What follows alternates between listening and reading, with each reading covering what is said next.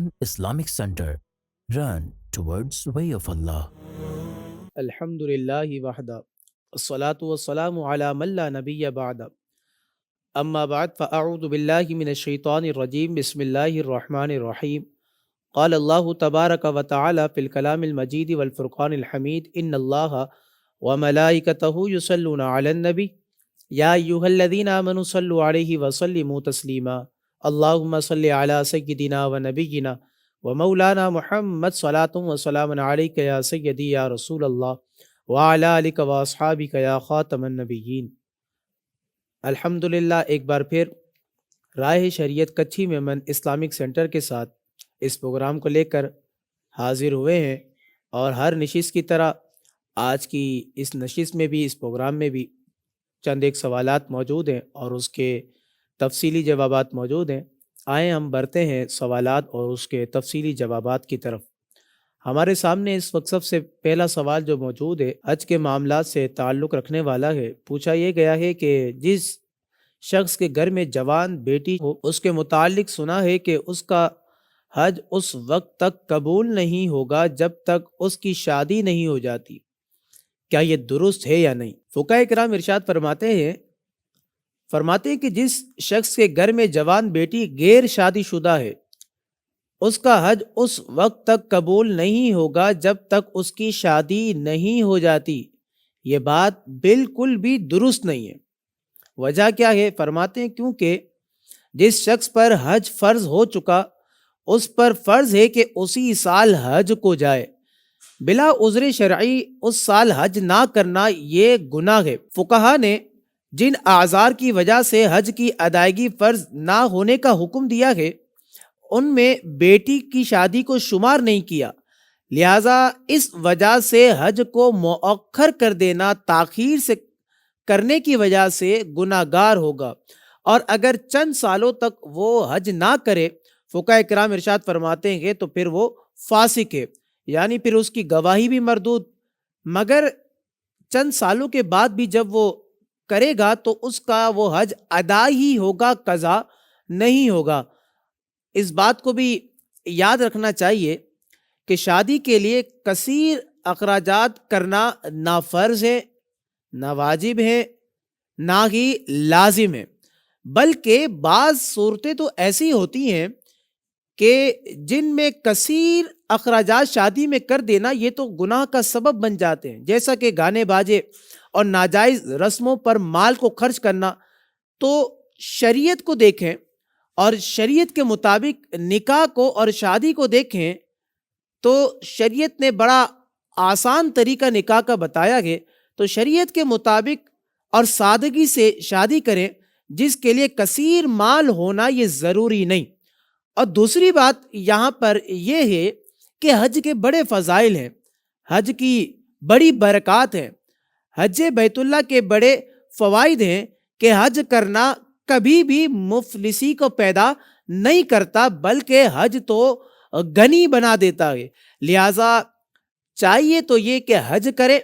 اور مقدس مقامات کی زیارت کرے، اور مقدس مقامات پر جانے کے بعد اللہ کی بارگاہ میں آپ دعا کریں کہ اللہ تعالیٰ آپ کی جو ہے بیٹی ہیں جو کہ غیر شادی شدہ ہے، ان کے لیے شادی کے اسباب پیدا فرما دے، تو انشاءاللہ تبارک و تعالیٰ اللہ تعالیٰ بہتر اسباب پیدا فرما دے گا۔ اسی کے ساتھ یہاں پر ایک اور سوال موجود ہے۔ پوچھا یہ گیا کہ آب زمزم سے متعلق دعا کی قبولیت کا وقت آب زمزم پینے سے پہلے ہے یا بعد؟ آب زمزم شریف کے متعلق یہ بات موجود ہے کہ دعا قبول ہوتی ہے، تو آب زمزم شریف کے متعلق دعا کی قبولیت کا وقت آب زمزم پی لینے کے بعد کا ہے۔ حضرت امام اہل سنت، امام عشق و محبت، حضرت علامہ مولانا امام الشاہ احمد رضا خان فاضل بریلی رحمۃ اللہ تعالی علیہ نے دعا کی قبولیت کے اوقات کے بیان پر آپ نے جو کہ ایک مقام پر یہ ارشاد فرمایا کہ آب زمزم پی کر دعا کی جائے، تو یہ وہ وقت ہوتا ہے کہ جس میں اللہ تبارک و تعالی بندے کی دعا کو قبول فرماتا ہے، لہٰذا آب زمزم پی لینے کے فوراً بعد دعا کر لینی چاہیے، بلا وجہ جو ہے وہ تاخیر نہیں کرنی چاہیے۔ اسی کے ساتھ ایک اور سوال یہاں پر موجود ہے کہ شیطان کا نام حارث تھا، معلوم یہ کرنا ہے کہ جب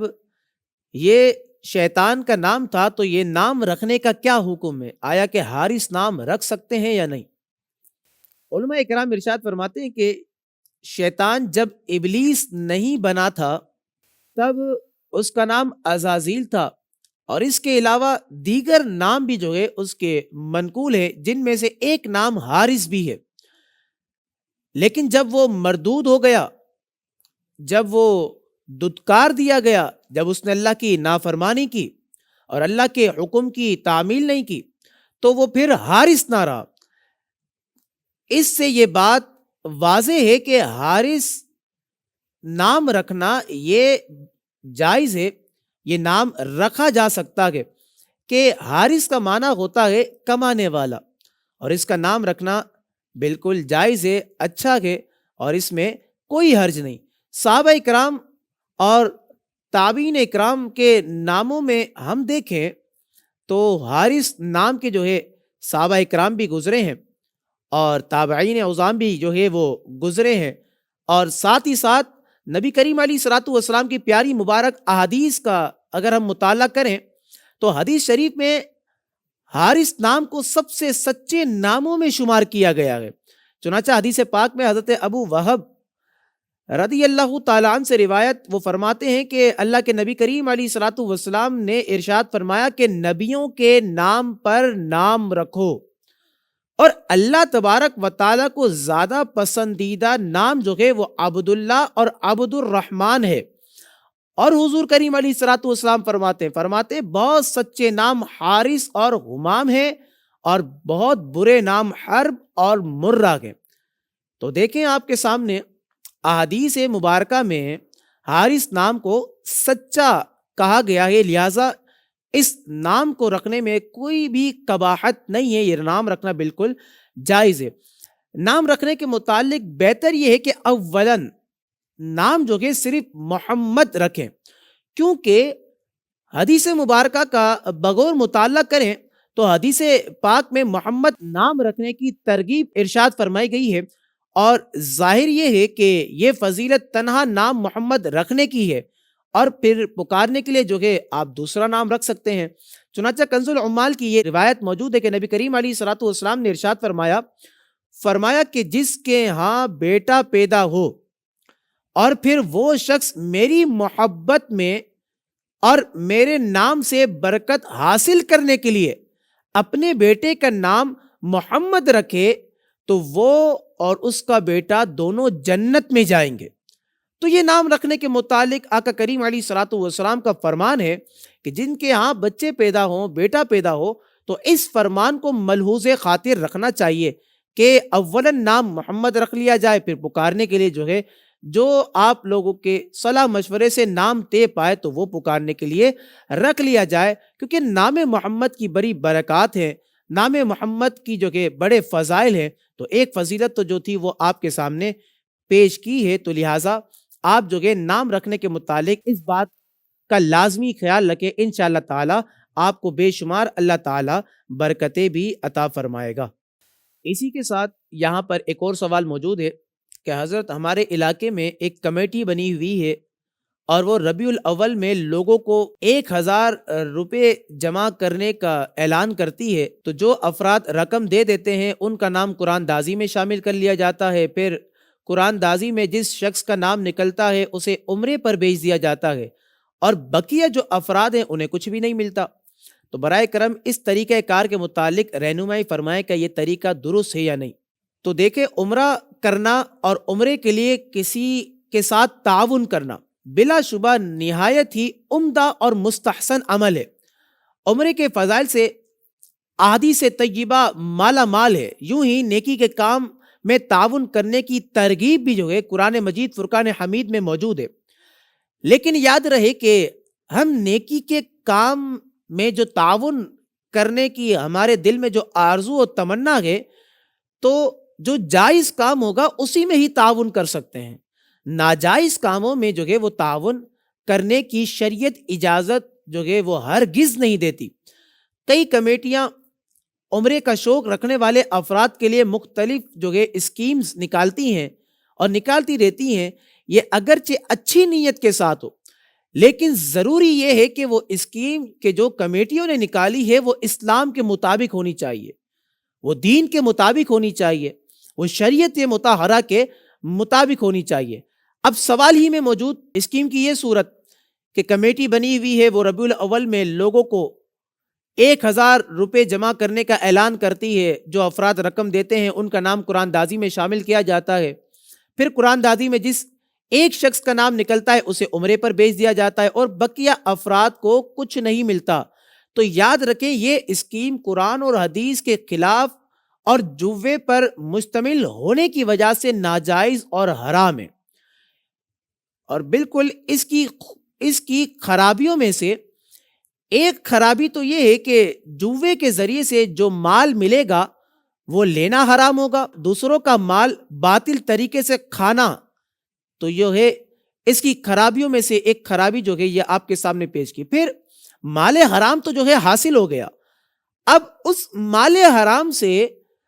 اللہ کی بارگاہ میں جو ہے بندہ حاضر ہو اور عمرہ کرے، طواف کرے، صفا مروہ کی سعی کرے، تو یاد رکھیں مال حرام سے عمرہ اگر کیا جائے تو اللہ تعالیٰ ایسے عمرے کو قبول نہیں فرماتا، لہٰذا بحیثیت مسلمان اس اسکیم سے بچنا شرعاً لازم ہے۔ نیز اس اسکیم کی سرپرستی کرنے والوں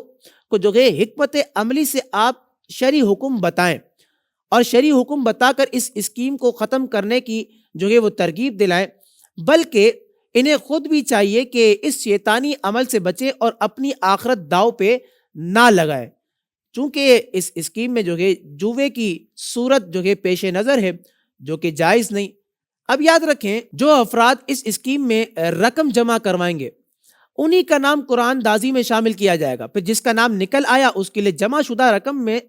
سے عمرے کا اہتمام اور انتظام کیا جائے گا، اور بقیہ جن کا نام موجود تھا اور نہ نکلا انہیں کچھ بھی نہ ملے گا، تو ان کی رقم ضائع چلے گئی۔ اور جوے کی تعریف بھی یہی ہے کہ اپنے مال کو اس طرح خطرے پر ڈالنا کہ یا تو زائد مال مل جائے یا اپنا مال بھی چلے جائے، تو یہی جوے کی جو ہے وہ تعریف فقہاء کرام نے ارشاد فرمائی ہے۔ اور اللہ تبارک و تعالیٰ نے بھی جوے کی مذمت کے اندر قرآن مجید فرقان حمید کی آیات کو نازل فرمایا ہے۔ تو یاد رکھیں جوے کو میسر بھی کہتے ہیں۔ اللہ تبارک و تعالیٰ نے کلام مجید فرقان حمید میں ارشاد فرمایا یا ایھا الذین آمنوا انما الخمر والمیسر والانصاب والازلام رجس من عمل الشیطان فاجتنبوہ لعلکم تفلحون۔ اللہ پاک فرماتا ہے کہ اے ایمان والو، شراب اور جوے اور بت اور قسمت معلوم کرنے کے ناپاک شیطانی کام ہی ہیں، تو ان سے بچتے رہو تاکہ تم فلاح پا جاؤ۔ اللہ تبارک و تعالی مزید ارشاد فرماتا ہے انما یرید الشیطان ان یوقع بینکم العداوۃ والبغضاء فی الخمر والمیسر ویصدکم عن ذکر اللہ وعن الصلاۃ فہل انتم منتہون۔ اللہ پاک فرماتا ہے شیطان تو یہی چاہتا ہے کہ شراب اور جوے کے ذریعے سے تمہارے درمیان دشمنی اور بغض و کینہ ڈال دے اور تمہیں اللہ کی یاد سے، نماز سے روک دے۔ کیا تم باز آئے ہو؟ جوے کی مذمت میں اللہ تبارک و تعالیٰ نے کلام مجید فرقان حمید کی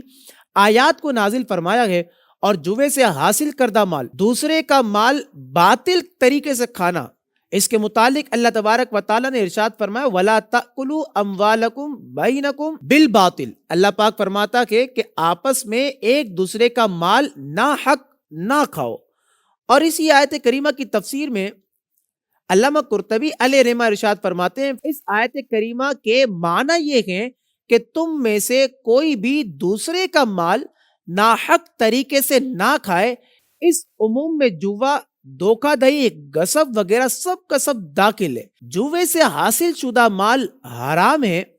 اور یہ قطعی حرام ہے، تو لہٰذا چاہیے تو یہ کہ ان پیسوں سے جو کہ وہ عمرہ ادا نہ کیا جائے، کیونکہ اللہ تبارک و تعالیٰ بھی قبول نہیں فرماتا، اور ساتھ ہی ساتھ جو کہ یہ دوسرے کہ مال کو ناحق طریقے سے کھانا ہے کہ جس کی مذمت میں قرآن مجید فرقان حمید کی بے شمار آیتیں جو ہے یہ موجود ہے، تو لہٰذا اس اسکیم کا حصہ مت بنے، اور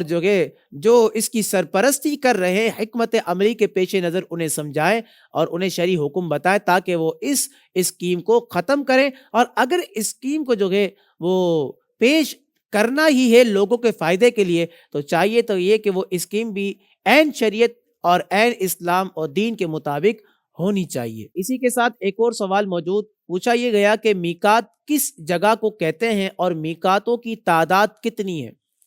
صاحب بار شریعت ارشاد فرماتے ہیں کہ میقات اس جگہ کو کہتے ہیں کہ مکہ معظمہ کے جانے والے کو بغیر احرام وہاں سے آگے جانا جائز نہیں، اگرچہ تجارت وغیرہ کسی اور غرض سے جانا چاہتا ہو۔ یہ صاحب بار شریعت نے میقات کا معنی لکھا۔ میقات جو ہے یہ 5 ہیں۔ صدر الشریعہ بدر الطریقہ حضرت علامہ مفتی امجد علی اعظمی رحمت اللہ تعالی علیہ فرماتے ہیں کہ پہلی جو میقات ہے وہ میقات ذوالحلیفہ، اسی طرح یہ میقات مدینہ طیبہ کی میقات ہے۔ دوسری میقات ذات عرق، یہ عراق والوں کی میقات ہے۔ تیسری میقات جحفہ، یہ شامیوں کی میقات ہے۔ چوتھی میقات جو ہے وہ کرن، یہ نجد والوں کی میقات ہے، یہ جگہ طائف کے قریب ہی ہے۔ اور 5ویں میقات جو ہے وہ یلملم ہے، یہ اہل یمن کے لیے۔ تو یہ میقات اور اس کی تعداد آپ کے سامنے پیش کی۔ اسی کے ساتھ ہمارے پاس ایک اور سوال موجود ہے، پوچھا یہ گیا کہ حضرت اس بات کی رہنمائی کریں کیا حالت احرام میں تعویذ پہن سکتے ہیں؟ اور ایک اور سوال اسی سے متصل ہے کہ عورت حالت احرام میں سونا پہن سکتی ہے؟ فقہاء کرام ارشاد فرماتے ہیں حالت احرام میں تعویذ کو بے سلے کپڑے میں لپیٹ کر ڈالنا جائز۔ حالت احرام میں جو باتیں جائز ہیں ان کو شمار کرتے ہوئے صاحب بار شریعت فرماتے کہ بے سلے کپڑے میں لپیٹ کر تعویذ گلے میں ڈالنا، اور عورتوں کے لیے حالت احرام میں سونے کا زیور پہننا یہ تو جائز ہے، تو اس میں کوئی بھی قباحت نہیں، لہذا تعویذ کی جو بات ہے اسے بے سلے کپڑے میں ڈال کر پہننے میں کوئی بھی قباحت نہیں۔ اسی کے ساتھ ہمارے اس پروگرام کا آخری سوال ہے کہ جس میں پوچھا یہ گیا کہ جو حج جمعے کو ہوا اسے حج اکبر کہنا کیسا؟ علماء اکرام کے حج اکبر کے متعلق مختلف اقوال موجود ہے۔ تمام اقوالوں میں سے سب سے جو مشہور قول ہے وہ یہ ہے کہ جس دن نبی کریم علیہ الصلاۃ والسلام نے حج فرمایا تھا اسے حج اکبر کہا جاتا ہے، اور چونکہ نبی کریم علیہ الصلاۃ والسلام نے جو حج فرمایا وہ جمعے کے دن واقع ہوا، اسی لیے لوگ اس حج کی یاد میں جمعے کے دن واقع ہونے والے حج کو حج اکبر کہہ دیتے ہیں، اور اس میں کوئی بھی حرج نہیں۔ قرآن کریم فرقان حمید میں اللہ پاک ارشاد فرماتا ہے وَأَذَانٌ مِّنَ اللَّهِ وَرَسُولِهِ إِلَى النَّاسِ يَوْمَ الْحَجِّ الْأَكْبَرِ، اللہ پاک فرماتا ہے کہ اور منادی پکار دیتا ہے کہ اللہ اور اس کے رسول کی طرف سے سب لوگوں میں بڑے حج کے دن۔ اس آیت کریمہ کی تفصیل کے اندر صدر الافاضل حضرت علامہ مولانا سید نعیم الدین مراد آبادی رحمت اللہ تعالی علیہ نے 2 اقوال ذکر کیے۔ آپ فرماتے ہیں کہ حج کو حج اکبر فرمایا، وجہ کیا ہے؟ اس لیے کہ اس زمانے میں عمرے کو حج اصغر کہا جاتا تھا، اسی لیے حج کو حج اکبر فرمایا گیا۔ جبکہ ایک اور قول حضرت علامہ سید نعیم الدین مراد آبادی رحمت اللہ تعالی علیہ نے یہ پیش فرمایا کہ اس حج کو حج اکبر اس لیے کہا گیا کہ اس سال رسول کریم صلی اللہ تعالی علیہ وسلم نے حج فرمایا تھا، اور چونکہ جس دن حضور کریم علیہ الصلوۃ والسلام نے حج فرمایا تھا وہ دن جمعے کا تھا، اسی لیے مسلمان اس حج کو کہ جو روز جمعہ ہو حج وداع یعنی یاد دلانے والا جان کر حج اکبر کہہ دیتے ہیں، اور اس میں کوئی بھی حرج نہیں۔ تو انہی تمام تر سوالات اور اس کے جوابات کے ساتھ اب آپ سے اجازت چاہتے ہیں۔ اپنا خیال رکھیے گا، دعاؤں میں یاد رکھیے گا۔ السلام علیکم ورحمۃ اللہ وبرکاتہ۔